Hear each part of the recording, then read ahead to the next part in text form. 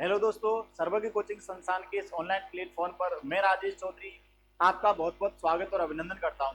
दोस्तों, जैसा कि मैंने आपको लास्ट वीडियो में बताया था, राजस्थान में आने वाले टाइम में खूब सारी अध्यापक भर्ती परीक्षा होने वाली है। लगभग तीनों ही भर्तियां होंगी, फर्स्ट ग्रेड, सेकंड ग्रेड और थर्ड ग्रेड।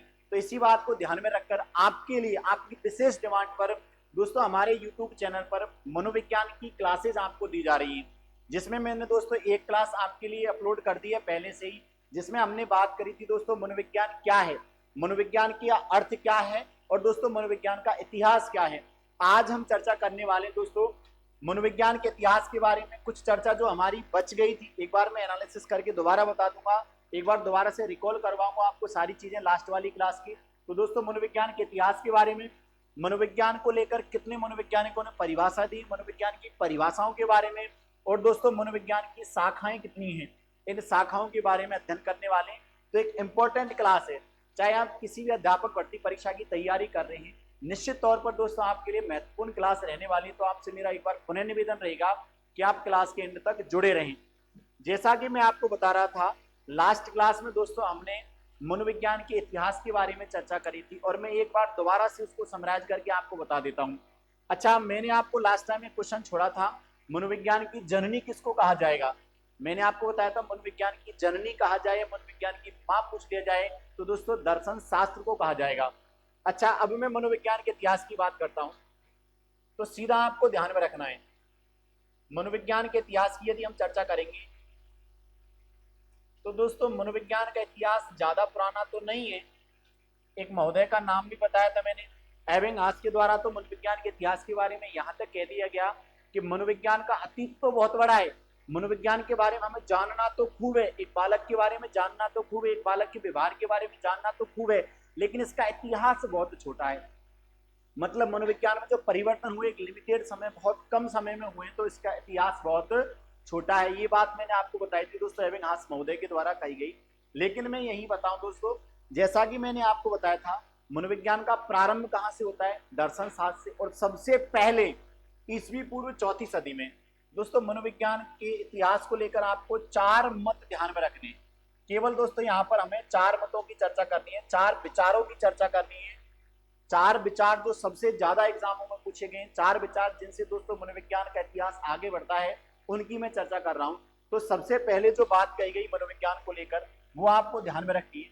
सबसे पहले दोस्तों मनोविज्ञान को आत्मा का विज्ञान कहा गया। मनोविज्ञान को किसका विज्ञान कहा गया भैया, आत्मा का विज्ञान कहा गया। इसका मतलब सबसे पहले मनोविज्ञान में आत्मा के अध्ययन की बात करी गई।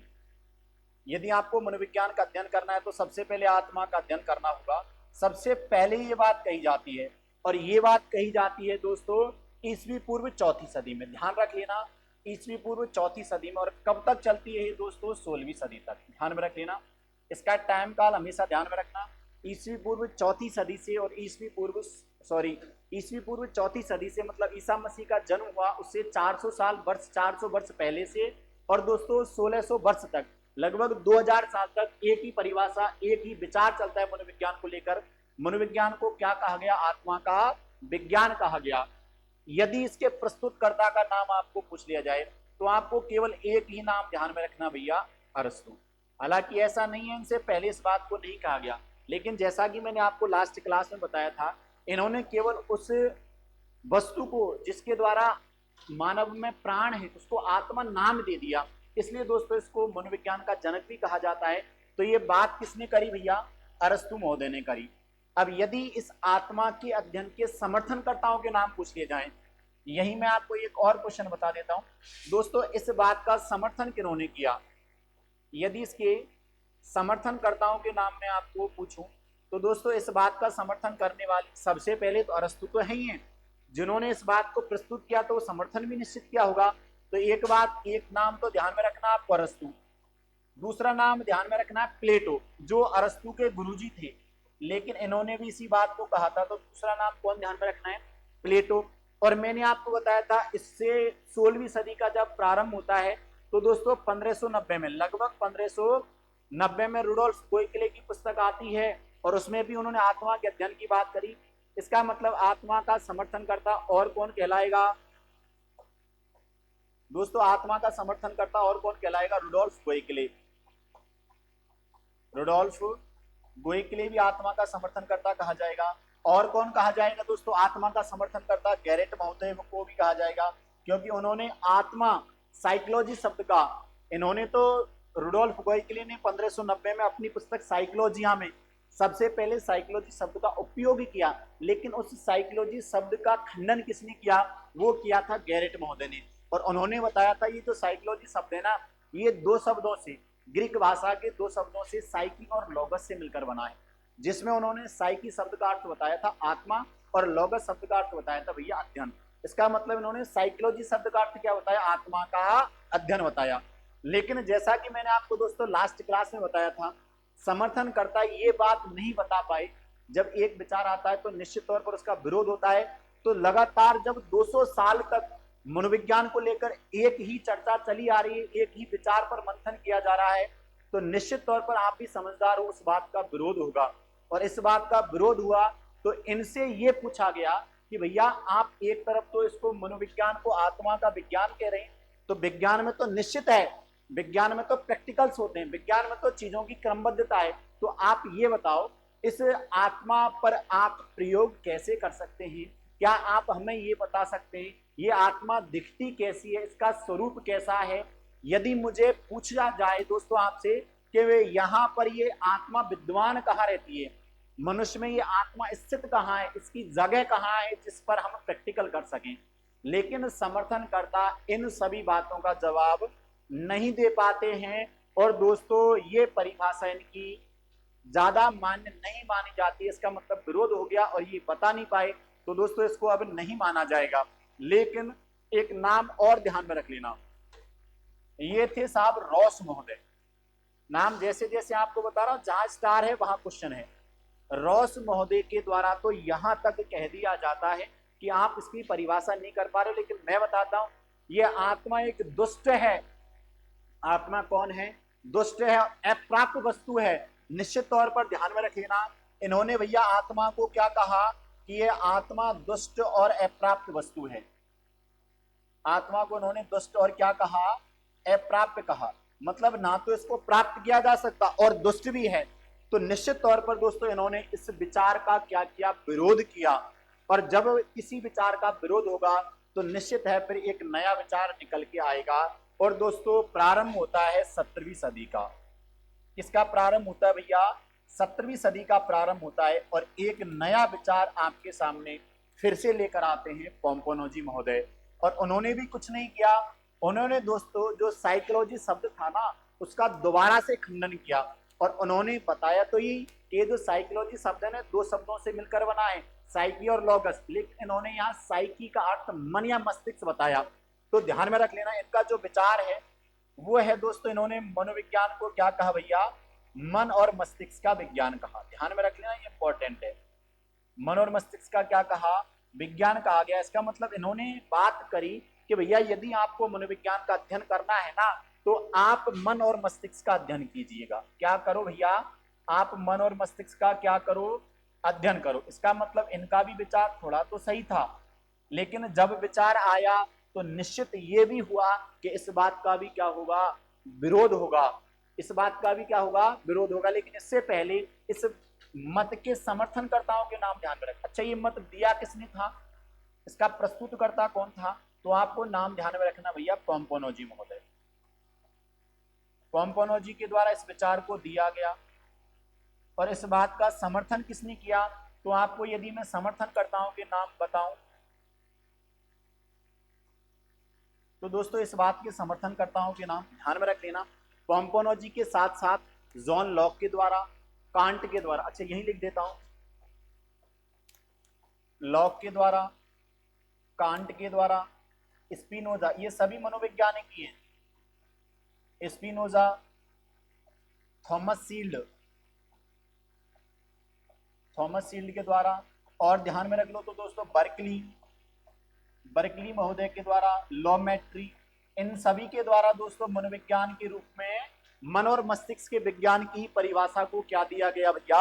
समर्थन दिया गया। मतलब इन्होंने भी यही कहा कि आपको यदि मनोविज्ञान का अध्ययन करना है तो आप मन या मस्तिष्क का क्या कर सकते हैं? अध्ययन कर सकते हैं। लेकिन जैसा कि आपको बताया कि ये भी तो एक बात वही हुई क्या आप ये बताओ, जैसा कि आप बता रहे थे कि आत्मा दोस्तों कहीं ना कहीं अमूर्त है, तो मन और मस्तिष्क या मन या मस्तिष्क भी तो अमूर्त है। एक तरफ तो आप अमूर्तता के कारण आत्मा की बात को दोस्तों यहाँ पर नेगलेक्ट कर रहे हो, लेकिन आप ये बता सकते हो क्या मन कहाँ है, आदमी के अंतर्गत मन कहाँ है, ये मन दिखता कैसा है, इसका स्वरूप कैसा है। निश्चित तौर पर दोस्तों ये भी इन क्वेश्चंस के जवाब नहीं दे पाते हैं, और इस विचार का भी दोस्तों क्या किया जाता है, खंडन किया जाता है, विरोध किया जाता है। ये भी तो नहीं बता पाए, क्योंकि ये भी तो अमूर्त रूप में है, आप बता सकते हो। और कईयों ने तो यहां तक कह दिया कि आप दो अलग अलग वस्तुओं को एक जगह रख रहे हो, मन अलग है और मस्तिष्क अलग है। मन को तो दोस्तों कईयों ने दिल तक कह दिया, क्या कह दिया भैया, दिल कह दिया, और दिल तो दीवाना है, आज कहीं और कल कहीं। आपने देखा होगा ऐसा ही तो होता है, यदि दिल के बारे में पूछ लू ना मैं, तो दोस्तों दिल को दीवाना बताए, आज तो किसी एक वस्तु पर रहता है, कल दूसरी वस्तु पर, मतलब मन तो भटकता है, दिल तो भटकता है, लेकिन मस्तिष्क में तो स्थिरता है। एक तरफ तो आप चंचलता की बात करें, एक तरफ स्थिरता की बात करें, तो दोस्तों ये दो बातों में कोऑर्डिनेशन नहीं बैठा पाए, और ये नहीं बता पाए कि इन सब बातों का जवाब क्या है, ये दिखता कैसा है, इसका स्वरूप कैसा है। इसका मतलब दोस्तों इनका जो मत था, इनका जो विचार था, इससे भी लोग ज्यादा सहमत नहीं होते हैं।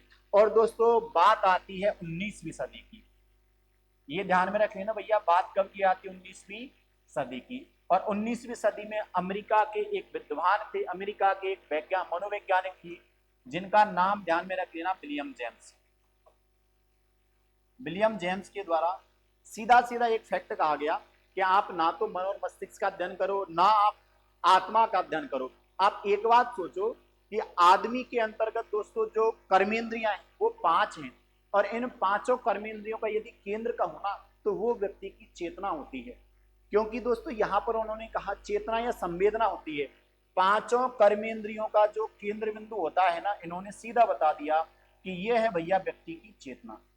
किसी कार्य को करने से पहले जो अनुभूति मिलती है ना, वो चेतना है। तो ये चेतना का विज्ञान भी है दोस्तों। मनोविज्ञान को इन्होंने क्या कहा भैया, चेतना का विज्ञान कहा। तो एक नई थ्योरी निकल कर आती है यहाँ पर, मनोविज्ञान के बारे में एक अलग विचार निकल कर आता है, क्योंकि कहीं ना कहीं इससे पहले तो अमूर्तता की तरफ चल रहे थे, लेकिन दोस्तों यहाँ इन्होंने कुछ थोड़ी सी अलग बात करी। तो यही एक इंपॉर्टेंट क्वेश्चन बन जाता है, इनको दोस्तों आधुनिक मनोविज्ञान का क्या कहा जाएगा, जनक कहा जाएगा। ध्यान में रख लेना, आधुनिक मनोविज्ञान का क्या कहा गया, इनको जनक कहा गया, किसको, विलियम जेम्स को। लेकिन एक और इंपॉर्टेंट क्वेश्चन यही बनता है, कई विद्वानों ने दोस्तों आधुनिक मनोविज्ञान का जनक विलियम वुंट को भी कहा गया है, उसका कारण क्या था मैं आपको यही बता देता हूं। अच्छा, अब तक तो दोस्तों मनोविज्ञान के बारे में प्रयोग नहीं हो पा रहे थे, लेकिन विलियम वुंट के लगातार प्रयासों के कारण 1879 में, कल मैंने आपको लास्ट क्लास में बताया था, 1879 में दोस्तों मनोविज्ञान की प्रयोगशाला स्थापित कर दी जाती है जर्मनी के लिपजिंग शहर में, और उस विश्वविद्यालय का नाम था लिपजिंग विश्वविद्यालय, जो वर्तमान में कार्ल मार्क्स विश्वविद्यालय के नाम से जाना जाता है। 1879 में विलियम वुंट के द्वारा मनोविज्ञान की प्रयोगशाला स्थापित कर दी गई। इसका मतलब ये हुआ कि आज तक तो मनोविज्ञान दर्शन शास्त्र के रूप में पढ़ा जाता था, 1879 तक तो मनोविज्ञान दर्शन शास्त्र की शाखा के रूप में पढ़ा जाता था। लेकिन दोस्तों जैसे ही प्रयोगशाला स्थापित होती है तो 1880 से ही दोस्तों मनोविज्ञान को क्या हो जाती है, स्वतंत्रता प्राप्त हो जाती है, और मनोविज्ञान एक स्वतंत्र विषय के रूप में पढ़ा जाने लग गया। जब प्रयोगशाला स्थापित हो गई तो अब प्रयोग कर सकते हैं, और जब प्रयोग कर सकते हैं तो एक अलग विषय के रूप में आप मनोविज्ञान को पढ़ सकते हैं। इस मत के कारण दोस्तों कई विद्वान मनोविज्ञान का या आधुनिक मनोविज्ञान का जनक किसको कह देते हैं, विलियम वुंट को कह देते हैं। 1879 में विलियम वुंट ने मनोविज्ञान की क्या कर दी, स्थापित प्रयोगशाला। इसी कारण प्रयोगात्मक मनोविज्ञान का जनक भी किसको कहा जाता है, विलियम वुंट को। संरचनावाद का जनक किसको कहा जाता है, विलियम वुंट को। अच्छा, जब एक बात चेतना के विज्ञान की आती है तो ये बात निश्चित है, इस बात का भी क्या होगा भैया, समर्थन होगा। और इस बात का यदि समर्थनकर्ताओं के नाम बताऊं तो इस विचार के समर्थन करता है भैया, एक एक नाम ध्यान में रख लेना। सबसे पहले तो आप विलियम जेम्स का नाम ध्यान रखें, क्योंकि जो प्रस्तुत करता है वो निश्चित तौर पर समर्थन भी करेगा, विलियम जेम्स है। दूसरा समर्थन करता है दोस्तों विलियम वुंट है। इन्हीं का शिष्य था दोस्तों टिचनर था। टिचनर ने भी इसी बात का समर्थन किया, गुरु जो कहेगा चेला भी तो वही कहेगा, तो टिचनर ने भी इन्हीं की बात का समर्थन किया। और यदि और मैं नाम ध्यान में रखवाऊं तो आपको जेम्स सली, एक और मनोवैज्ञानिक थे जिनका नाम था जेम्स सली। इन्होंने भी दोस्तों मनोविज्ञान को किसका विज्ञान कहा? चेतना का विज्ञान कहा। और एक और मनोवैज्ञानिक दोस्तों बाइब्स ने भी मनोविज्ञान को किसका विज्ञान कहा? चेतना का विज्ञान। तो यदि चेतना के विज्ञान के समर्थनकर्ताओं के नाम की चर्चा करूं, James, William Wundt, Titchener, James सली और दोस्तों बाइब्स के द्वारा, इन सभी मनोवैज्ञानिकों के द्वारा मनोविज्ञान को किसका विज्ञान कहा गया? चेतना का विज्ञान कहा गया। लेकिन अब मैंने आपको बताया जैसे ही कोई विचार आएगा तो उसका विरोध होगा। और दोस्तों लगभग 19वीं सदी जब खत्म होती है और 20वीं सदी का प्रादुर्भाव या 20वीं सदी का प्रारंभ होता है, तो दोस्तों वर्ष ध्यान में रख लेना 1900। कई बुकों में मैंने 1905 भी पढ़ा है और कईयों में 1900 पढ़ा है, ठीक है। 1900 में दोस्तों एक महान वैज्ञानिक है, उनकी पुस्तक प्रकाशित होती है विलियम मैकडूगल, और उनकी पुस्तक का नाम भी ध्यान में रख लेना दोस्तों। विलियम मैकडूगल की पुस्तक का नाम ध्यान में रख लेना, आउटलाइन ऑफ साइकोलॉजी, मतलब साइकोलॉजी की दोस्तों रूपरेखा में पेज नंबर 16 पर दोस्तों ये जो चेतना शब्द था ना, इसको बुरा बताया गया। और उन्होंने यहां तक कह दिया कि ये मनोविज्ञान की दुर्गति है जो हम इसको चेतना के रूप में पढ़ रहे हैं। ये आज भी दोस्तों कहीं ना कहीं मनोविज्ञान की दुर्दशा है कि मनोविज्ञान को चेतना के रूप में पढ़ा जा रहा है। तो इन्होंने दोस्तों विलियम मैकडूगल ने चेतना शब्द का को क्या बताया? बुरा बताया। मतलब चेतना शब्द का क्या किया भैया? इन्होंने विरोध किया। और एक और घटना घटती है 1900 में ही, ये बात भी ध्यान में रख लेना दोस्तों। ये भी घटना कब की? 1900 की, जब सिगमंड फ्रायड के द्वारा मनोविश्लेषण का सिद्धांत दिया जाता है। उसमें दोस्तों चेतना को 3 रूपों में बताया। मैंने आपको बताया चेतना को कितने रूपों में बताया जाता है? 3 रूपों में बताया जाता है। उन्होंने कहा था जिस आप चेतना की बात कर रहे हैं ना, उसके तो 3 रूप हैं। आप कैसे प्रयोग कर सकते हो? जिस चेतना की आप बात कर रहे हैं उसके 3 रूप हैं। और उन्होंने दोस्तों इस चेतना के 3 रूप बताए। सबसे पहले तो इन्होंने कहा था ये पहला तो चेतन मन है। कौन सा है भैया? चेतन मन है, कॉन्शियस माइंड है। दूसरा भाग इसका अर्धचेतन मन है, सब कॉन्शियस माइंड है। और तीसरा भाग है इसका भैया अचेतन मन, ये दोस्तों अनकॉन्शियस माइंड है। और जिस विषय पर आप चर्चा कर रहे हो, जिस चेतना की बात कर रहे हो, वो तो केवल 10% भाग है दोस्तों। यहाँ इन्होंने चेतन अवस्था को या चेतन मन को कितना बताया? केवल 10% बताया था। और मनोविज्ञान में जिस पर आप अध्ययन कर रहे हो वो तो 10% भाग है, लेकिन 90% पर अध्ययन किया जा रहा है। आप अध्ययन तो चेतनता पर करना चाहते हो, लेकिन अध्ययन किया किसका जा रहा है? अर्धचेतन मन का, सबकॉन्शियस माइंड और अनकॉन्शियस माइंड का अध्ययन किया जा रहा है। यही ध्यान में रख लेना दोस्तों। मनोविज्ञान में अध्ययन किसका किया जा रहा है दोस्तों? अर्धचेतन या अचेतन मन का। तो निश्चित तौर पर यह हुआ। और इन्होंने एक और सिद्धांत बताया। इन्होंने इस सिद्धांत को बर्फ के टुकड़े से जोड़कर बताया। इन्होंने बताया जैसे पानी में पड़ा हुआ बर्फ का टुकड़ा होता है ना, उसका केवल 10% भाग पानी से बाहर होता है, बाकी का 90% भाग तो कहाँ होता है? पानी के अंतर्गत होता है, पानी के अंदर होता है। तो आप जिस विषय पर चर्चा करने जा रहे हो तो केवल 10% है। आप किसी कार्य में यदि अपने दिमाग का 100% एफर्ट लगा दोगे ना, तो भी उस मस्तिष्क का तो 10% है। जो हमने उस कार्य करने में अपनी क्षमता लगाई ना, वो हमारी क्षमता का केवल कितना परसेंट है? 10% है। आप केवल 10% मन को ही दोस्तों किसी कार्य में लगा सकते हो। आप केवल 10% पर ही काम कर सकते हो।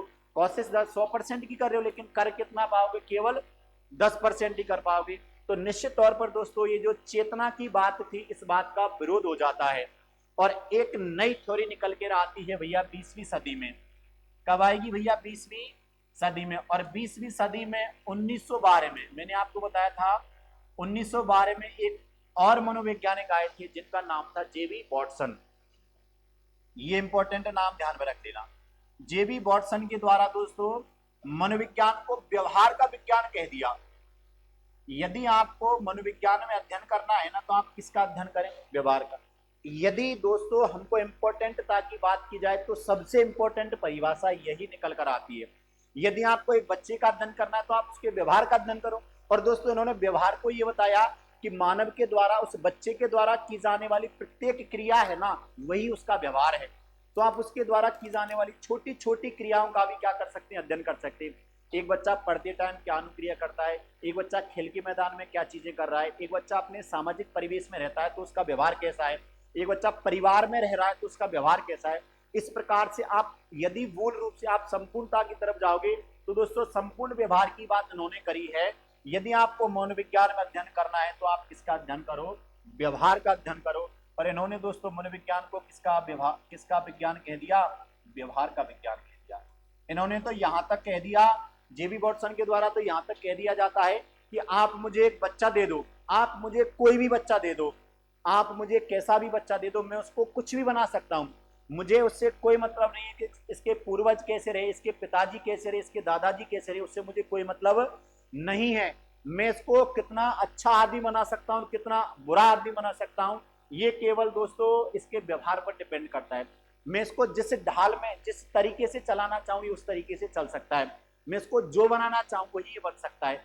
तो निश्चित तौर पर दोस्तों इनकी जो बात है ना, वो कहीं ना कहीं ज्यादा, इनका जो मत है इस मत का दोस्तों ज्यादा समर्थन किया जाता है। और दोस्तों इनका जो ये विचार था, ये विचार भी थोड़ा सा, इस विचार का दोस्तों ज्यादा से ज्यादा किया जाता है, समर्थन किया जाता है। और वर्तमान स्वरूप में भी मनोविज्ञान की यदि परिभाषा कहूं तो दोस्तों व्यवहार के विज्ञान के रूप में ही जानी जाती है। अब इसके समर्थनकर्ताओं के नाम, अच्छा ये किन्होंने दी, जेबी वॉटसन के द्वारा दी गई। और इसी कारण 20वीं सदी का चमकता सितारा वैज्ञानिक भी कौन है, मनोविज्ञान भी कौन है, जेबी वॉटसन है। अब दोस्तों यदि इसके समर्थनकर्ताओं की बात करूं तो इस बात का समर्थन 20वीं सदी के बाद लगभग जितने भी मनोवैज्ञानिक आते हैं, 20वीं सदी में और 20वीं सदी के बाद जितने भी मनोवैज्ञानिक आते हैं उनके द्वारा व्यवहार के विज्ञान को ही क्या किया गया, स्वीकार किया गया, उसका समर्थन किया गया। तो एक नाम तो वॉटसन हो गया, दूसरा दोस्तों विलियम मैकडूगल ने भी, अभी इनकी परिभाषा बताऊं, विलियम मैकडूगल ने भी, दोस्तों बीएफ स्किनर ने भी इसी बात का समर्थन किया। और यदि मैं चर्चा करूं दोस्तों क्रो एंड क्रो के द्वारा, इन सबकी परिभाषा आएंगी, क्रो एंड क्रो के द्वारा, मर्फी के द्वारा, बोरिंग लैंगफील्ड के द्वारा इसी बात का समर्थन किया जाता है। अब ये जो था व्यवहार का विज्ञान, इसके समर्थन करता तो खूब रहे हैं। वर्तमान परिप्रेक्ष्य में जितने भी मनोवैज्ञानिक आते गए 20वीं सदी के बाद, उन सभी ने दोस्तों मनोविज्ञान को किसका विज्ञान ही स्वीकार किया गया है, व्यवहार का विज्ञान ही स्वीकार किया गया है। ये दोस्तों मनोविज्ञान का क्या रहता है, इस प्रकार से कालखंड रहता है, मनोविज्ञान का इतिहास इस प्रकार से रहता है। सबसे पहले ईसवी पूर्व 4वीं सदी से और 16वीं सदी तक परिभाषा चलती है आत्मा के अध्ययन की, और लगभग 2000 साल तक आत्मा के बारे में कोई बात नहीं, इसके मनोविज्ञान के बारे में कोई बात नहीं की जाती है। मैंने आपको बताया था दोस्तों ईसवी पूर्व 4वीं सदी में है ना, अरस्तु के द्वारा आत्मा के अध्ययन की लास्ट बात कही गई, और 1590 में फिर दोबारा से मनोविज्ञान के बारे में चर्चा करी थी रुडोल्फ गोइकले ने। इसका मतलब लगभग 2000 साल तक मनोविज्ञान के बारे में कोई चर्चा नहीं की जाती है। तो इस काल को मनोविज्ञान का बंजर काल, मनोविज्ञान का सूखा, मनोविज्ञान का शांत काल कहा जाता है। एक क्वेश्चन यहाँ से बनता है, इस प्रकार से आपको ध्यान में रख लेना है। इसके समर्थनकर्ता कौन कौन है, कहा किसने था, अरस्तु ने समर्थनकर्ता, अरस्तु, प्लेटो, देकार्ते, गोइकले, इन सभी के नाम आप ध्यान में रख सकते हैं। विरोध किसने किया, रॉस ने आत्मा को दुष्ट और अप्राप्त वस्तु कहा। 17वीं सदी का प्रारंभ हो जाता है, 17वीं सदी से और 19वीं सदी तक एक परिभाषा चलती है दोस्तों मन और मस्तिष्क के विज्ञान की। मन और मस्तिष्क का विज्ञान पोम्पोनोजी के द्वारा कहा गया, और इसका समर्थन जॉन, कांट, स्पिनोजा, थॉन्सील, बर्कली, लोमेट्री, इन सभी मनोवैज्ञानिकों के द्वारा इसी का समर्थन किया गया। और 19वीं सदी में ध्यान में रख लेना 1870 से और केवल 1900 तक लगभग 30 वर्ष चलती है परिभाषा। सबसे कम जिसको स्वीकार किया गया वो कौन सा था, चेतना का विज्ञान।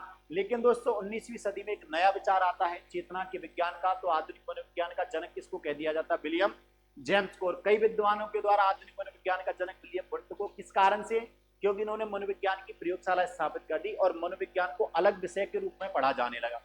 लेकिन आप देख सकते हो ये घटना तो 1870 की है और ये घटना है 1880 की। 10 साल पहले एक अलग विचार रख दिया, तो निश्चित तौर पर आधुनिक मनोविज्ञान का जनक किसको माना जाएगा, विलियम जेम्स को। यदि ये क्वेश्चन आए तो दोनों ऑप्शन हो तो सबसे बड़ा कारण तो दोस्तों, सबसे बड़ा जो इसमें कदम उठाया जा सकता है, इस क्वेश्चन को कैंसिल किया जा सकता है, और यदि माना गया तो विलियम जेम्स को सही माना जा सकता है। इस प्रकार से इसका समर्थन किसने किया? विलियम जेम्स, विलियम बुंट के द्वारा, टिचनर महोदय जो विलियम जेम्स के शिष्य थे, जेम्स अली बाइब्स के द्वारा इसी मत का समर्थन किया गया। फिर इसके द्वारा दोस्तों इसके बाद 20वीं सदी आती है, और 20वीं सदी का चमकता सितारा वैज्ञानिक आ जाता है जेबी वॉटसन, और उनके द्वारा 1912 में मनोविज्ञान को व्यवहार का विज्ञान कह दिया गया। और इनका समर्थन किन्होंने किया? William McDougall, Skinner, Crow and Crow, Murphy. दोस्तों यहाँ पर यदि और ध्यान में रखो, लैंगफील्ड, बोरिंग लैंगफील्ड, इन्होंने इसी बात का क्या किया गया? समर्थन किया गया। ये तो रही साहब मनोविज्ञान के इतिहास को लेकर चर्चा।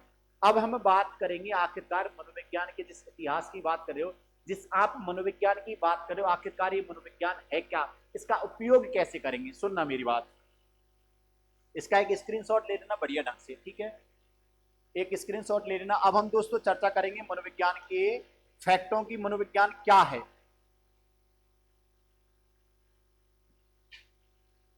अब हम बात करें भैया मनोविज्ञान क्या है, समझना, कई कई बार क्वेश्चन पूछ लिया गया है। मनोविज्ञान है, मनोविज्ञान क्या तो है और क्या नहीं है, एक ही टेबल में बता दूंगा।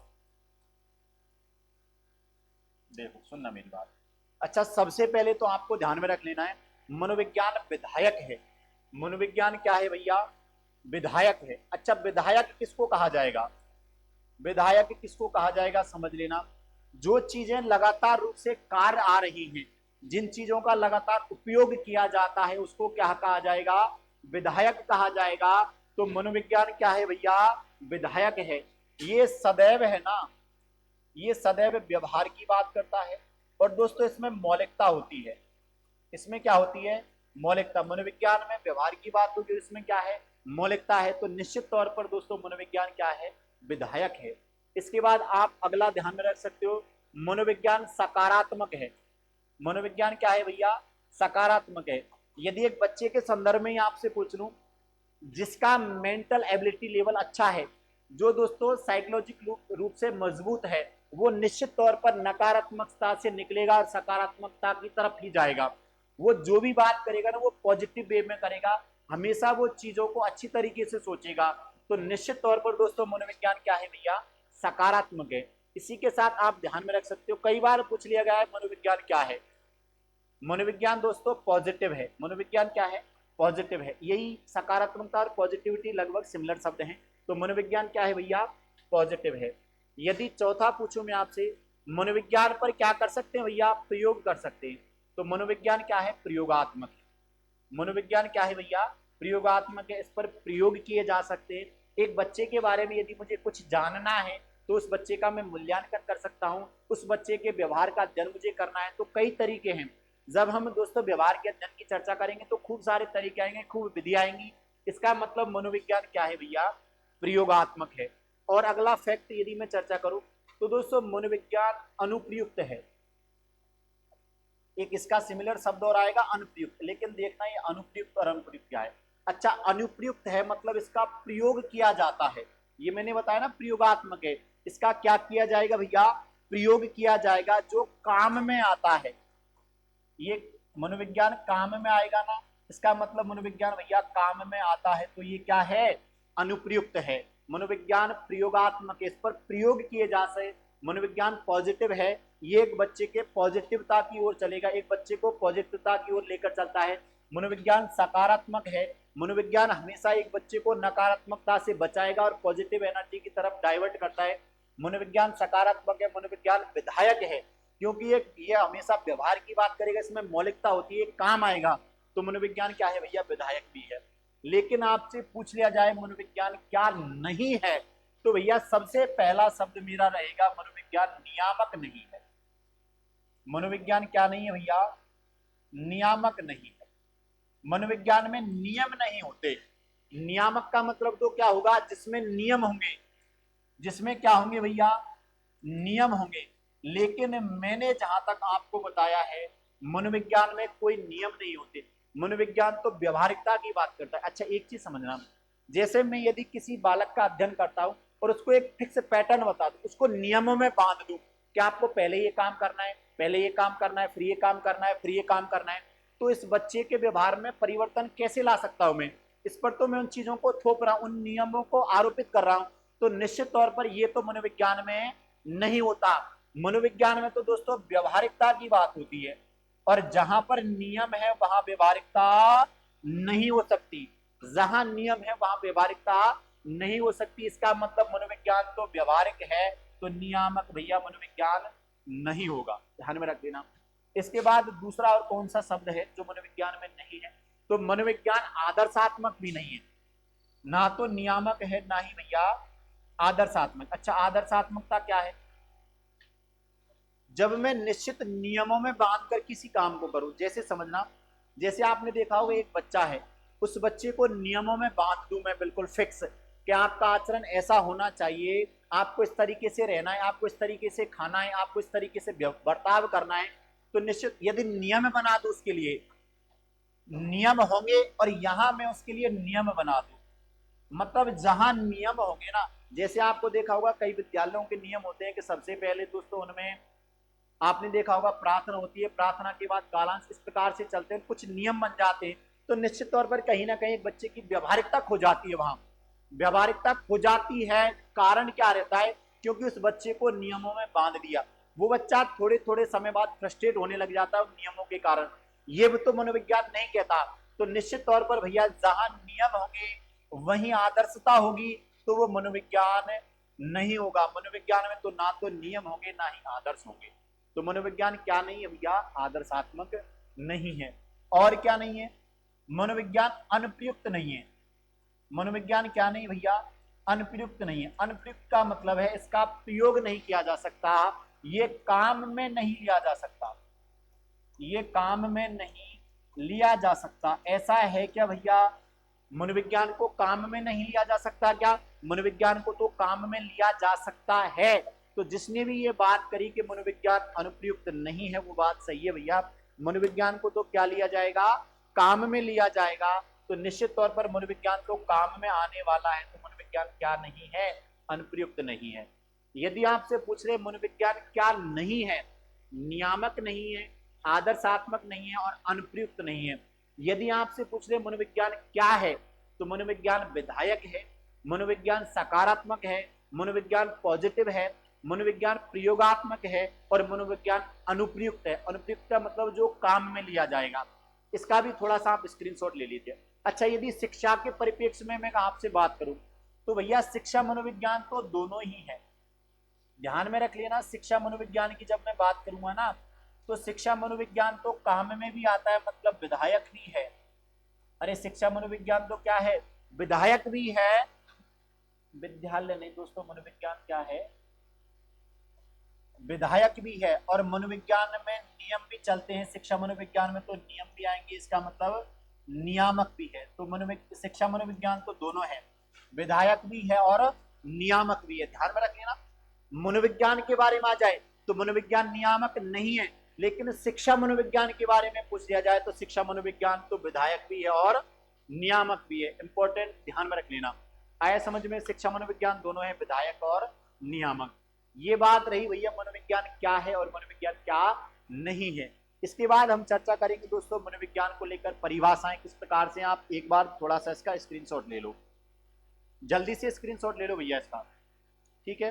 अब हम इसकी परिभाषाओं की चर्चा करेंगे, आखिरकार मनोविज्ञान के बारे में किन किन मनोवैज्ञानिकों के द्वारा परिभाषाएं दी गई। इसका स्क्रीनशॉट ले लिया हो तो आगे हम चर्चा करें। अब हम चर्चा करने वाले भैया मनोविज्ञान की परिभाषाएं। एक एक मनोवैज्ञानिक का नाम बताता जाऊंगा, उनके कीवर्ड बताता जाऊंगा, हमें याद कैसे रखना है आपको बहुत सहूलियत के अनुसार बता रहा हूं। मनोविज्ञान की क्या कर रहे हैं भैया? परिभाषाएं की चर्चा कर रहे हैं।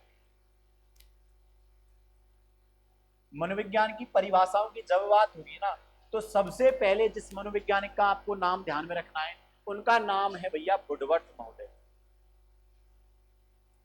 वुडवर्थ महोदय, इन्होंने एक जो परिभाषा दी है ना, वो परिभाषा दी है मनोविज्ञान की यात्रा को लेकर, किस प्रकार से मनोविज्ञान आगे बढ़ा है। मनोविज्ञान की यात्रा को लेकर दोस्तों उन्होंने कहा है, सबसे पहले मनोविज्ञान ने अपनी आत्मा का त्याग किया, क्योंकि सबसे पहले परिभाषा कौन सी थी? आत्मा के विज्ञान की। तो मनोविज्ञान ने सबसे पहले किसका त्याग किया? आत्मा का।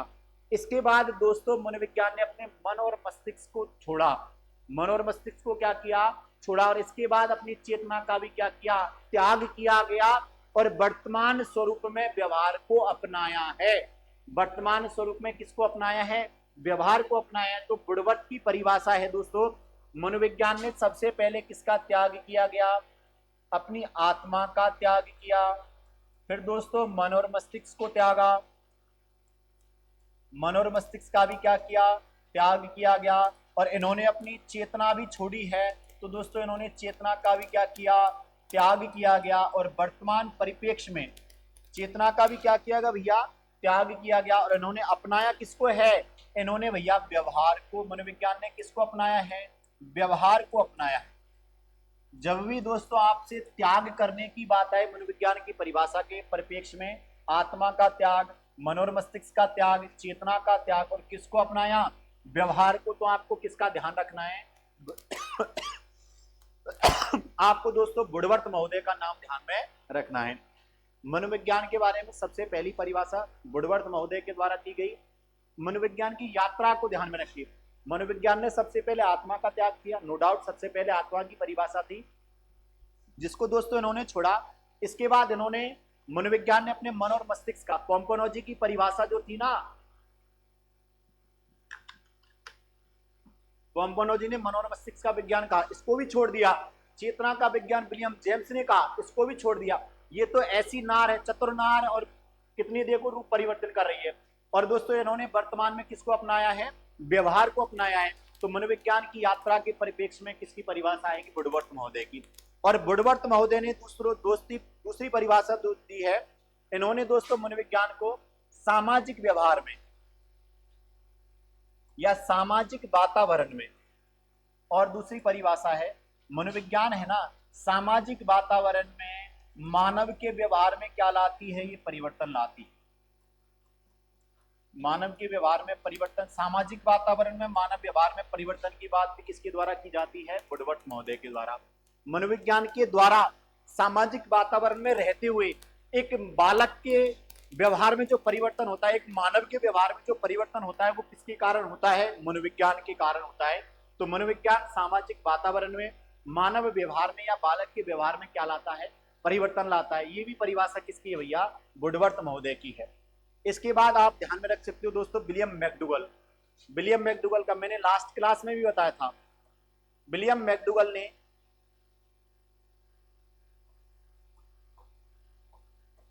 दोस्तों, विलियम मैकडूगल ने क्या कहा था, विलियम मैकडूगल ने मनोविज्ञान को आचरण और व्यवहार का विज्ञान कहा। आपको कीवर्ड ध्यान में रखने, मनोविज्ञान को किसका विज्ञान कहा भैया, आचरण एवं व्यवहार का विज्ञान कहा।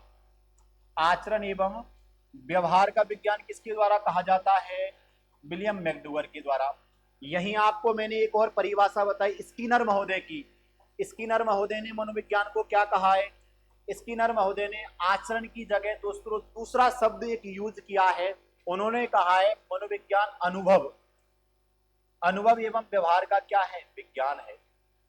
अनुभव एवं व्यवहार का क्या है, विज्ञान है। इन्होंने ये कहा कि यदि आपको मनोविज्ञान के बारे में पढ़ना है ना, तो निश्चित तौर पर एक अनुभव और व्यवहार की बात किसने करी दोस्तों, स्किनर महोदय के द्वारा। और इसके बाद आपको दोस्तों एक और परिभाषा ध्यान में रखनी है, बोरिंग महोदय की। मनोविज्ञान की अगली परिभाषा किसकी आएगी, बोरिंग महोदय की। इन्होंने कहा मनोविज्ञान मानव प्रकृति का विज्ञान है। इन्होंने जो बात कही ना, वो कही थी भैया मनोविज्ञान है ना, वो मानव प्रकृति का विज्ञान है। इन्होंने कहा था मनोविज्ञान क्या है, मानव प्रकृति का विज्ञान है। मानव प्रकृति का क्या है, विज्ञान है। बोरिंग महोदय के द्वारा कहा जाता है मनोविज्ञान मानव प्रकृति का क्या है, विज्ञान है। अच्छा, सबसे पहले मैं बात करूं, आत्मा त्याग की बात होगी बुड़वर्त, सामाजिक वातावरण और मानव व्यवहार की बात होगी तो बुड़वर्त, आचरण और व्यवहार की बात होगी मैकडूगल, अनुभव और व्यवहार की बात होगी स्किनर, मानव प्रकृति की बात होगी तो दोस्तों बोरिंग। इसके बाद यदि मैं बात करूं तो आपको ध्यान रख लेना है भैया परिभाषा जेबी वॉटसन। किसकी परिभाषा आएगी, जेबी वॉटसन की। उन्होंने कुछ नहीं कहा, उन्होंने कहा है मनोविज्ञान है ना, वो व्यवहार का सकारात्मक विज्ञान है। व्यवहार का क्या है भैया, सकारात्मक विज्ञान। इन्होंने व्यवहार की परिभाषा दी है। जब व्यवहार की बात आएगी तो मैंने आपको बताया नाम किसका ध्यान में रख लेना, जेबी वॉटसन का। जेबी वॉटसन के द्वारा परिभाषा दी गई मनोविज्ञान के लिए कि मनोविज्ञान क्या है भैया, व्यवहार का यथार्थ विज्ञान है, यथार्थ या सकारात्मक विज्ञान है। तो इस प्रकार से आपको लगभग 4-5 मनोवैज्ञानिकों की अच्छा कीवर्ड बताए ना मैंने, कैसे याद करना है अभी और बता दूंगा। देखो आगे और चलते हैं, ये इसका थोड़ा सा स्क्रीनशॉट ले लो भैया, इसका स्क्रीनशॉट ले लो, उसके बाद आगे चलते हैं। देखो जेबी वॉटसन ने मनोविज्ञान को किसका विज्ञान कहा है, व्यवहार का विज्ञान कहा है।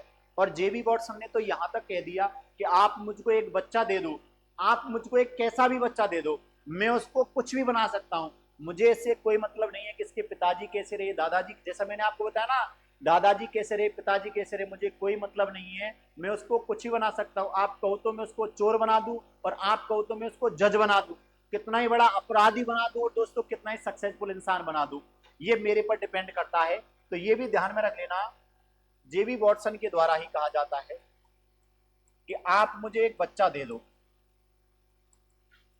एक बच्चा दे दो, मैं उसे कुछ भी बना सकता हूं, मैं उसे कुछ भी बना सकता हूं।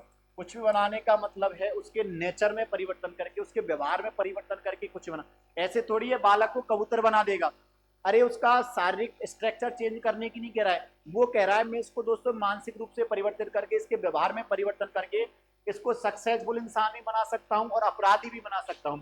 बच्चे के, आप मुझे कोई बच्चा दे दो, इसके व्यवहार में परिवर्तन लाऊंगा मैं और इसको कुछ भी बना सकता हूं। इन्होंने जो बात करी है ना, वो बात करी है मैं इसको चोर या क्या बना सकता हूं, या जज बना सकता हूं। ठीक है, कुछ भी बना सकता हूं, इसमें कुछ भी आ जाएगा। आप कहो तो मैं पुलिस वाला बना दूं एक बच्चे को, आप कहो तो मैं डॉक्टर बना दूं, आप कहो तो इंजीनियर बना दूं, आप कहो तो अध्यापक बना दूं, और आप कहो तो चोर बना दूं, अपराधी बना दूं, गुंडा बना दूं, कुछ भी कह सकता है। तो इन्होंने ये परिभाषा कह दी भैया। इसके बाद ध्यान में रख लेना जेम्स ड्रेवर के द्वारा, अगली परिभाषा किसकी आई भैया, जेम्स ड्रेवर महोदय के द्वारा। और जेम्स ड्रेवर महोदय ने दोस्तों मनोविज्ञान को विज्ञान, एक शुद्ध विज्ञान कहा गया है, और उन्होंने कुछ नहीं, मनुष्य और पशुओं के व्यवहार की बात करी है। मनोविज्ञान में दोस्तों मनुष्य व पशुओं के व्यवहार की बात करी है, मनुष्य एवं पशुओं के किसकी बात करी है, व्यवहार की बात करी है। मनुष्य और पशुओं के व्यवहार की बात करेंगे तो कौन आएगा दोस्तों, जेम्स ड्रेवर। और एक और मनोवैज्ञानिक हैं जिनका नाम है Crow and Crow, Alice Crow और बेलिस क्रो इनके नाम है, क्रो एंड क्रो ये दोनों भाई थे। इन्होंने कहा है मनोविज्ञान मानव व्यवहार और मानव संबंधों का, मनोविज्ञान मानव के व्यवहार और मानव के संबंधों का विज्ञान है। इनका नाम ध्यान में आते ही आपको क्या ध्यान में रखना है, मानव के व्यवहार और दोस्तों मानव के संबंधों का विज्ञान है। मानव के संबंधों का क्या है भैया, विज्ञान है। इस प्रकार से मनोविज्ञान के बारे में कई मनोवैज्ञानिकों ने विचार दिए, कई मनोवैज्ञानिकों ने परिभाषाएं दी, लेकिन मैंने आपके सामने जो परिभाषाएं रखी है ना, ये कई बार एग्जामों में पूछी गई हैं। अब मैं आपको बता देता हूं इनको याद कैसे रखना है, कुछ नहीं है, बहुत नॉर्मल टास्क है। इनके जो कीवर्ड हैं, इनके बारे में जो विचार दिए गए, उनके कुछ छोटे छोटे शब्द हैं, उनको हम ध्यान में रख के दोस्तों इनकी परिभाषाएं ध्यान रख सकते हैं। जैसे देखो अभी मैं चर्चा कर लेता हूं, यदि त्याग की बात आएगी, आत्मा का, मन मस्तिष्क का त्याग, चेतना का त्याग, व्यवहार को अपनाया, तो कौन आएगा नाम ध्यान में, वुडवर्थ महोदय। यदि दूसरा दोस्तों सामाजिक वातावरण में मानव व्यवहार परिवर्तन, सामाजिक वातावरण मानव व्यवहार परिवर्तन आएगा तो भी कौन आएगा, वुडवर्थ महोदय। यदि आचरण और व्यवहार की बात करेंगे तो कौन आएगा दोस्तों, विलियम मैकडूगल। यदि अनुभव और व्यवहार की बात करेंगे, अनुभव और व्यवहार का विज्ञान की बात करेंगे, दो कीवर्ड है, अनुभव और व्यवहार, तो कौन ध्यान में रखना है, स्किनर। आचरण और व्यवहार तो कौन ध्यान में रखना है, विलियम मैकडूगल। यदि मानव प्रकृति की बात करेंगे तो दोस्तों, मानव प्रकृति की बात करेंगे तो बोरिंग। और व्यवहार में, व्यवहार को सकारात्मक या यथार्थ विज्ञान किसने कहा, मनोविज्ञान को व्यवहार का सकारात्मक या यथार्थ विज्ञान किसने कहा, जेबी वॉटसन।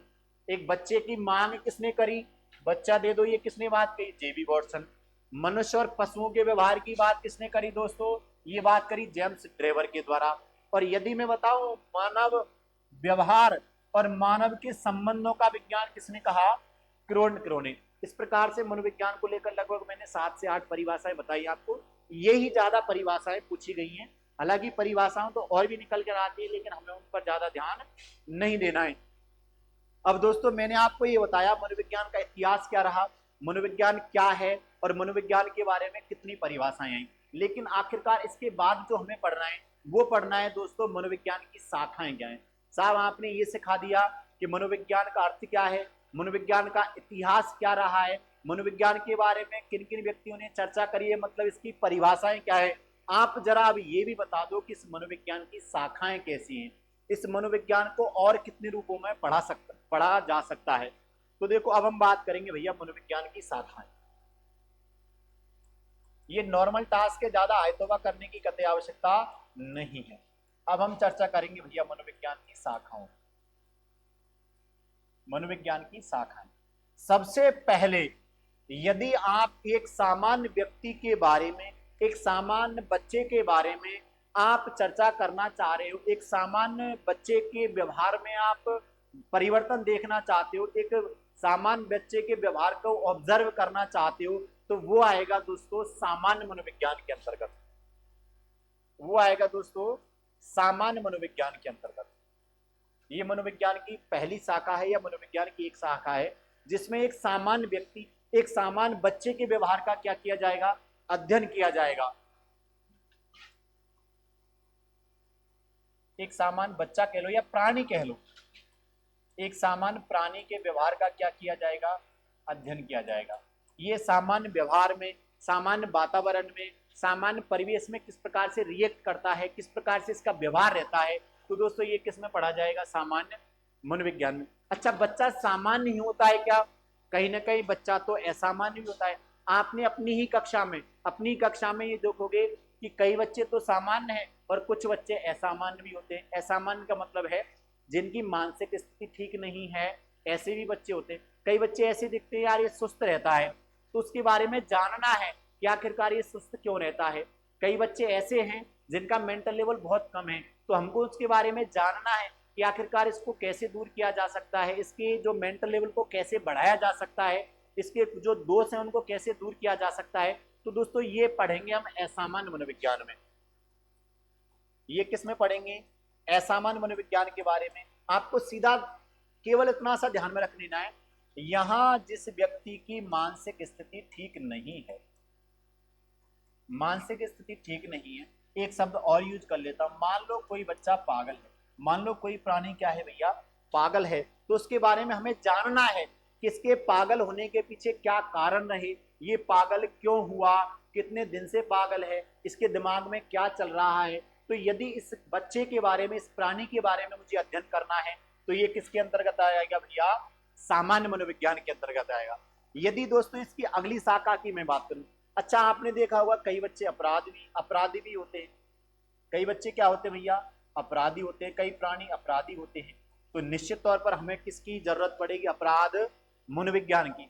आपने देखा होगा जैसे एक कोई व्यक्ति है जिसने मान लो एक अपराध कर दिया, कोई चोरी कर ली उसने, एक बच्चा है, एक व्यक्ति है भैया, वो क्या कर रहा है, चोरी कर रहा है। तो आप एक शिक्षक हैं, आप उस बच्चे से पूछोगे कि आपने चोरी क्यों की, चोरी करने के पीछे आपका कारण क्या रहा, आपने चोरी क्यों की, कारण क्या है, और दोस्तों आपने कितनी बार चोरी की, आप जानने की कोशिश करोगे और ये भी कोशिश करोगे कि इसकी जो चोरी करने की प्रवृत्ति है वो दूर कैसे की जा सकती है, मतलब अपराध को दूर किया जा सकता है, कैसे किया जा सकता है।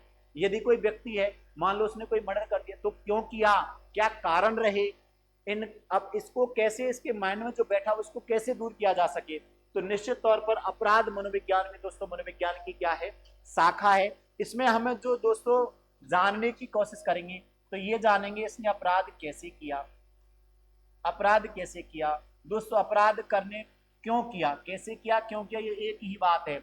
इसने अपराध क्यों किया, आखिरकार क्या कारण रहे, जिन कारणों की वजह से इसने अपराध किया, हम इस बच्चे को इस अपराध से दूर कैसे रख सकते थे, अपराध से इसको दूर कैसे रखा जा सकता है। जब इन बातों का अध्ययन किया जाएगा तो वो किसके अंतर्गत आएगा भैया, अपराध मनोविज्ञान के अंतर्गत आएगा।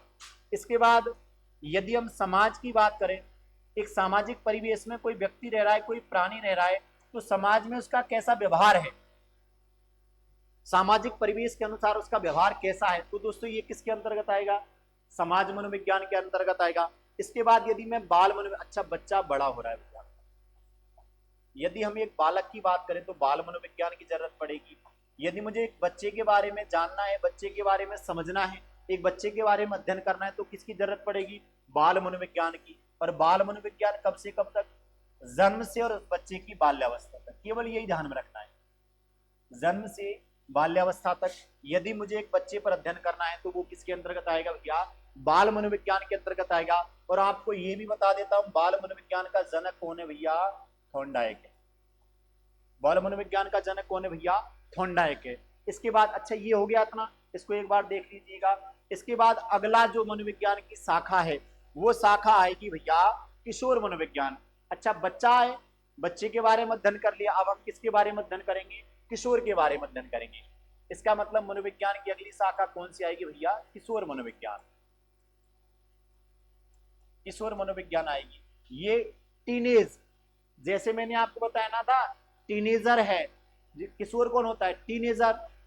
तो दोस्तों यदि मैं 13 वर्ष से लेकर और 19 वर्ष के बच्चे का अध्ययन करता हूं, 13 वर्ष से लेकर यदि मैं 19 वर्ष के बच्चे का अध्ययन करता हूं, 19 वर्ष के एक किशोर का अध्ययन करता हूं, किशोर का या किशोरी का अध्ययन करता हूं, उसका फिजिकल स्ट्रक्चर कैसे चेंज होता है, उसमें दोस्तों क्या क्या परिवर्तन आ रहे हैं, परिवर्तनों के कारण क्या है। आपने देखा होगा एक बच्चे में अलग परिवर्तन होते हैं और एक लड़की में अलग परिवर्तन होते हैं, एक किशोर में अलग परिवर्तन होते हैं, किशोरी में अलग परिवर्तन होते हैं। आपने देखा होगा किशोरी में तो अलग सारे खूब सारे परिवर्तन होते हैं, किशोर में भी कई सारे परिवर्तन होते हैं। यदि मुझे इसका अध्ययन करना है तो किसकी जरूरत पड़ेगी भैया? किशोर मनोविज्ञान की जरूरत पड़ेगी। और किशोर मनोविज्ञान का जनक किसको कहा गया है? Stanley hall. किशोर मनोविज्ञान का जनक कौन है भैया? स्टेनली हॉल है। अच्छा किशोर के बारे में अध्ययन कर लिया तो आप प्रौढ़ के बारे में करो, एक व्यक्ति के बारे में अध्ययन करो तो किसकी जरूरत पड़ेगी? प्रौढ़ मनोविज्ञान की जरूरत पड़ेगी। इसके बाद आगे चलें तो आप अलग अलग, आपने ये तो देखा होगा अलग अलग व्यक्तियों का अलग अलग नेचर होता है, अलग अलग व्यक्तियों का अलग अलग व्यवहार होता है। इसका मतलब एक अलग अलग व्यक्तियों की अलग अलग भिन्नताएं होती हैं। तो यदि व्यक्तिगत विभिन्नताओं की बात करूंगा तो दोस्तों आपको यहां पर व्यक्तिगत विभिन्नताओं की बात होगी तो आपको ध्यान में रख लेना वैयक्तिक मनोविज्ञान। ये किसके अंतर्गत आएगा भैया? वैयक्तिक मनोविज्ञान के अंतर्गत आएगा, जिसमें मैं व्यक्तिगत विभिन्नताओं की बात करूंगा, व्यक्तिगत भिन्नताओं की बात करूंगा या विभिन्नताओं की बात करूंगा। यदि मुझे व्यक्तिगत विभिन्नताओं का अध्ययन करना है तो वो किसके अंतर्गत आएगा? वैयक्तिक मनोविज्ञान के। अच्छा जैसे औद्योग, यदि मुझे उद्योग के क्षेत्र में कुछ अलग अलग चीजों की खोज करनी है, अलग अलग मुझे ये देखना है कि मेरा उद्योग कैसे बढ़ सकता है, तो दोस्तों मुझे औद्योगिक मनोविज्ञान की जरूरत पड़ेगी। यदि मुझे चिकित्सा के क्षेत्र में कुछ चीजें सीखनी है तो मुझे चिकित्सा मनोविज्ञान की जरूरत पड़ेगी। ऐसे यदि मुझे दोस्तों शिक्षा के क्षेत्र में कुछ चीजें सीखनी है, शिक्षा के क्षेत्र में कुछ जानना है तो मुझे शिक्षा मनोविज्ञान की जरूरत पड़ेगी। ऐसे यदि मुझे दोस्तों इंजीनियरिंग अभियांत्रिकी, मुझे मशीनों का अध्ययन लेना है तो मुझे दोस्तों अभियांत्रिकी मनोविज्ञान की जरूरत पड़ेगी। यदि मुझे आयुर्वेद की जानकारी लेनी है तो मुझे आयुर्वेद मनोविज्ञान की जरूरत पड़ेगी। ऐसे मनोविज्ञान की कई सारी शाखाएं हैं। और यदि मैं बताऊं दोस्तों, एक और आती भैया परा मनोविज्ञान, एक आती है परा मनोविज्ञान, जिसमें दोस्तों अलौकिक शक्तियों का अध्ययन किया जाता है। जिसमें किसका अध्ययन किया जाएगा? अलौकिक शक्तियों का अध्ययन किया जाएगा, अलौकिक शक्तियों का अध्ययन किया जाएगा। जैसे आपने देखा होगा कई बार ऐसा होता है, एक बिल्ली मान लो रास्ता काट जाती है तो आप कहते हो भैया बिल्ली रास्ता काट के रुक जाओ। तो बिल्ली के रास्ता काटने से रुकने का क्या तात्पर्य है? ये कहीं ना कहीं उलझी हुई गुत्थियों की बात करता है। अलग अलग फैक्ट जो बैठे हुए हैं उनका मुझे अध्ययन करना है तो निश्चित तौर पर दोस्तों मुझे किसकी जरूरत पड़ेगी? परामनोविज्ञान की जरूरत पड़ेगी। जैसे मैं बात कर रहा हूँ भूत क्या होता है, भूत क्या होता है इसके बारे में जानना है तो वो किसके अंतर्गत आएगा भैया? परामनोविज्ञान के अंतर्गत आएगा। और यदि मैं बात करूं अदृश्य सत्ता, अदृश्य सत्ता जो हमें दिख ही नहीं रहा है और है, जो दिख नहीं रहा है और है, जिसका अध्ययन करूंगा तो वो किसमें होगा भैया? परामनोविज्ञान में होगा। ऐसे दोस्तों इसकी और कई सारी शाखाएं होती है। जैसे एक और शाखा है भैया प्रयोगात्मक मनोविज्ञान। प्रयोगात्मक मतलब मनोविज्ञान के बारे में प्रयोग किए जा सकते हैं। जैसे आपको होता है थॉर्नडाइक ने बिल्ली पर किया, स्किनर ने चूहे पर किया, ऐसे पावलोव ने कुत्ते पर प्रयोग किया, तो प्रयोग भी किए जा सकते हैं। ये किसमें पढ़ेंगे हम? प्रयोग मनोविज्ञान में पढ़ेंगे। तो दोस्तों आज की क्लास में मैंने आप ऐसे मनोविज्ञान की कई सारी शाखाएं, लेकिन जिन शाखाओं का हमें ध्यान में रख लेना है वो दोस्तों ये इंपॉर्टेंट शाखाएं निकल कर आती हैं। आज मैंने जो आपको पढ़ाया एक बार मैं समराइज कर देता हूं, छोटा सा, आप इसको समझ लेना। सबसे पहले दोस्तों आज हमने मनोविज्ञान के इतिहास को लेकर चर्चा करी। ये एक डायग्राम, इसका आप स्क्रीनशॉट ले लियो, वैसे पहले ले लिया होगा, लेकिन मैंने आपको बताया सबसे पहले आत्मा का विज्ञान आया, इसके बाद मन और मस्तिष्क का विज्ञान आया, इसके बाद विलियम जेम्स के द्वारा चेतना का विज्ञान, और लास्ट में जो वर्तमान स्वरूप अपनाया हुआ है वो दोस्तों मनोविज्ञान को व्यवहार का विज्ञान। लास्ट में एक क्वेश्चन भी छोड़ के जाऊंगा आपको, जिसका आपको जवाब देना है, व्यवहार का विज्ञान अपनाया गया। इसके बाद मैंने चर्चा करी मनोविज्ञान क्या है। तो मनोविज्ञान भैया विधायक है। मनोविज्ञान क्या है, जब भी आपसे पूछा जाएगा ना, मनोविज्ञान विधायक है, क्योंकि भैया ये व्यवहार में काम आता है, इसमें मौलिकता होती है। मनोविज्ञान सकारात्मक है, पॉजिटिव है, इस पर प्रयोग किए जाते हैं, प्रयोगात्मक है, इसका काम आता है तो अनुप्रयुक्त है। जो प्रयोग में आए वो अनुप्रयुक्त, मतलब काम में आएगा तो क्या है भैया, अनुप्रयुक्त है। मनोविज्ञान क्या नहीं है, नियामक नहीं है, आदर्शात्मक नहीं है, अनुप्रयुक्त नहीं है। शिक्षा मनोविज्ञान दोनों ही है, विधायक भी है और नियामक भी है। इसके बाद मैंने चर्चा करी मनोविज्ञान की परिभाषाओं को लेकर।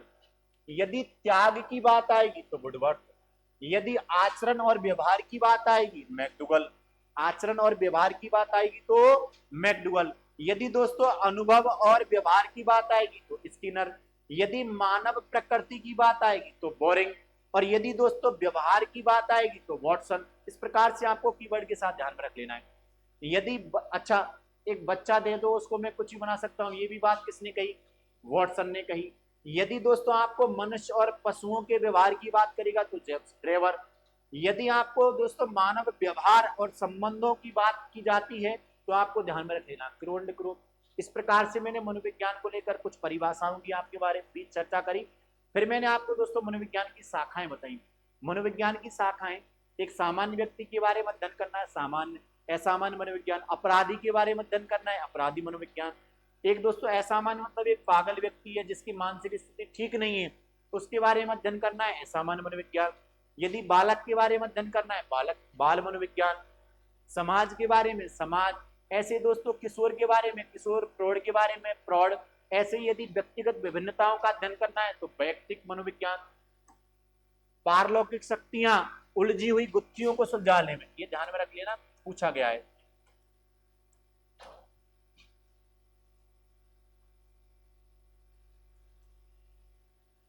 उलझी हुई गुत्थियों को सुलझाने की बात करेगा तो कौन करेगा भैया, परमनोविज्ञान। ऐसे दोस्तों प्रयोग मनोविज्ञान और मनोविज्ञान की कई शाखाएं, लेकिन हमें उन पर ज्यादा ध्यान नहीं देना है। तो आज की क्लास में दोस्तों मैं बहुत इंपॉर्टेंट सेगमेंट लेकर आया, लगभग 3-4 क्वेश्चन यहाँ से पूछ लिए जाते हैं। अब मैं आपको एक क्वेश्चन छोड़ के जा रहा हूं, उसको बताना है भैया। मैंने आपको बताया है मनोविश्लेषण का सिद्धांत तो दिया गया दोस्तों, मनोविश्लेषण का सिद्धांत तो दिया गया फ्राइड के द्वारा, लेकिन आपको यह बताना है मनोसामाजिक विकास का सिद्धांत किसके द्वारा दिया गया। मनोसामाजिक विकास का सिद्धांत किसके द्वारा दिया गया, आपको यह बताना है दोस्तों, ये किसके द्वारा दिया गया। और इसी क्वेश्चन के साथ आज की क्लास हमारी यहाँ पर समाप्त होती है। अगली क्लास में दोस्तों हम शिक्षा मनोविज्ञान के बारे में चर्चा करेंगे और मनोविज्ञान के कुछ संप्रदाय, मनोविज्ञान की कुछ संप्रत्यों की चर्चा करेंगे। तो आपको दोस्तों हमारे चैनल से निरंतर रूप से जुड़े रहना है, क्योंकि जब हमने मुहिम स्टार्ट कर दी है तो हमें भी जुड़ना है और आपको भी निश्चित तौर पर जुड़े रहना है। इसी प्रकार से लगातार वीडियोस आपको मिलते रहेंगे।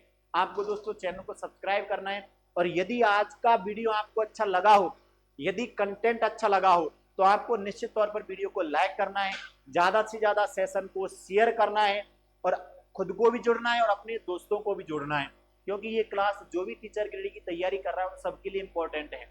ये जो सीरीज चालू की है सबके लिए इंपॉर्टेंट रहने वाली है, तो सबको जुड़ना है। ठीक है दोस्तों, बहुत बहुत जुड़ने के लिए बहुत बहुत धन्यवाद। बुल गिरिराज महाराज की जय।